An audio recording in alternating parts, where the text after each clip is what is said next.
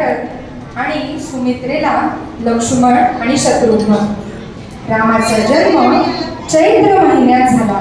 रामाचा जन्म चैत्र महिन्यात झाला.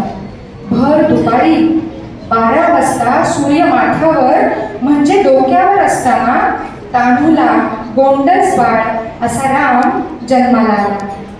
सगळीकडे आनंदी आनंद झाला.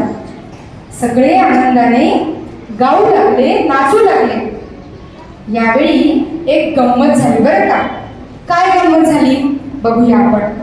जेव्हा राम जन्माला आला तेव्हा सगळेच राम दिसतो तरी कसा हे पाहण्यासाठी गोळा झाले. आणि सूर्याला देखील या छोट्या कान्हा बाळाचं दर्शन घ्यायचं होतं.